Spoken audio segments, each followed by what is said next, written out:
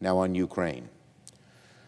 775 days since Vladimir Putin began his illegal invasions, the war in Ukraine now stands at a bitter and decisive stalemate. Russian forces today control about 20% of Ukrainian territory. As one recent headline from the Washington Post put it, with no way out of a worsening war, Zelensky's options look bad or worse. Now let's be very clear about one thing. The tide of war is shifting against Ukrainians, not because they're giving up, not because they're not brave enough, or because they're somehow inferior to Russian soldiers. They're not. They're superior. No. Ukraine is losing ground in the war because it is running out of the tools it needs to wage war to begin with. Ukrainians are low on ammo, on soldiers, on weapons, on anti-aircraft defenses. And let's be blunt.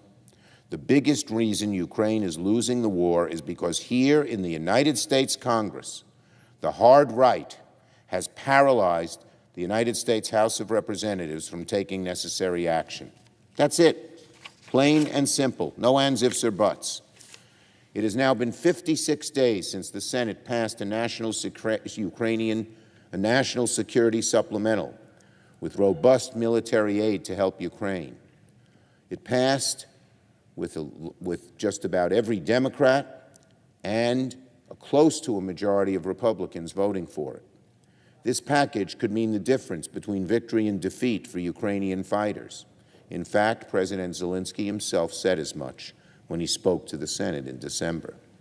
But sadly, alarmingly, tragically, Speaker Johnson has sat on his hands for nearly 2 months now as the supplemental package collects dust in the House.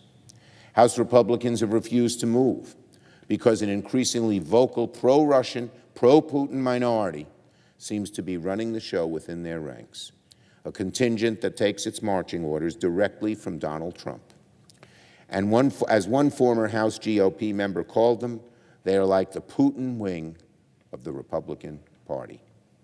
The Republican chairman of the House Foreign Affairs Committee recently said in an interview that Russian propaganda has, quote, now infected a good chunk of my party's base. That's a Republican talking about what's happened to the base, the hard right base of his party.